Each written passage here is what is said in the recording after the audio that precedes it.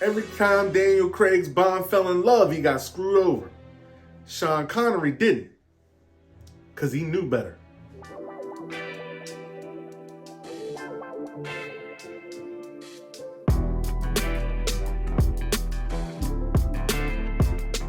What up, y'all? It's the Brim Truth, and I'm here for a quick video. Today is James Bond Day.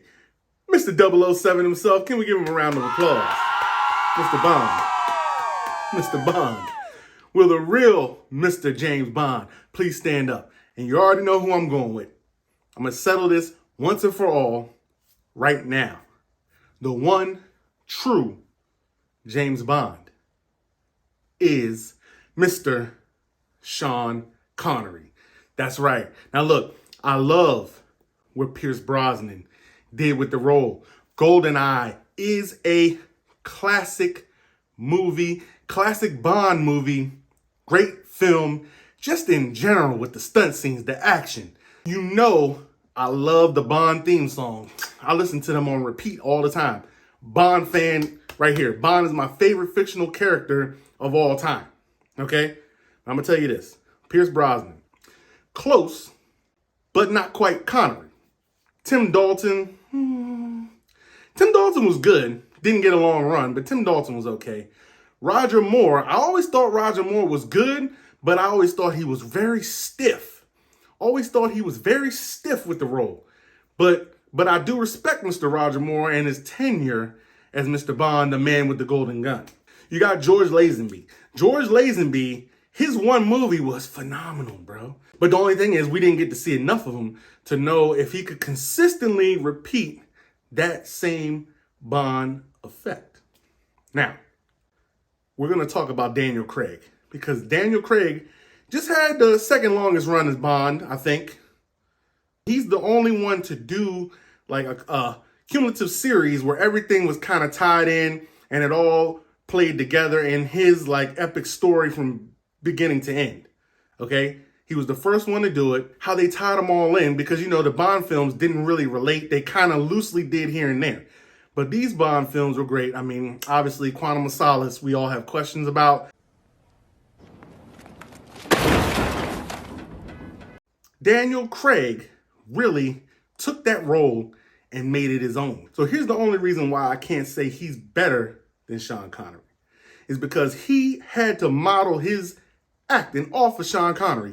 All of them did. Sean Connery defined the role. Now, everybody did what they did to tweak it and all that. But Sean Connery defined, hey, he's going to be smooth.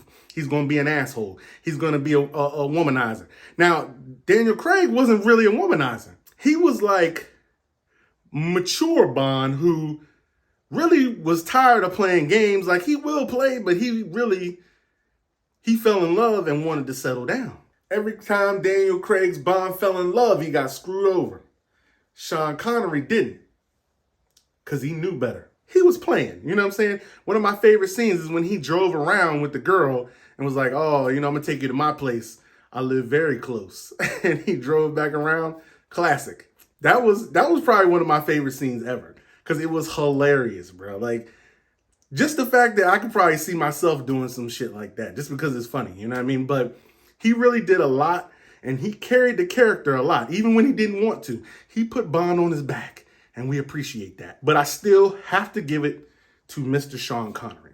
Dr. No came in from Russia with Love. Goldfinger changed the game. I think From Russia with Love changed the game too. Goldfinger changed the game. Thunderball, Diamonds Are Forever. Just classic Bond films where he was smooth, quick-witted, got out, like, and then he just knew what to do. That's how I love how they made Daniel Craig that same way. Like, he was just smooth. He was smooth with it. Sean Connery was smooth with it, but he was the first one with it. So we got to give it to Mr. Sean Connery. But hey, all of them did great. I'm a huge Bond fan. Can't wait to see who's next. It just... Thanks for tuning in. Let me know, who's your favorite Bond of all time? Who do you want to see take the role next? Love to talk about it in the comments. Thanks for stopping by. As always, be safe and always speak your truth. I'm out.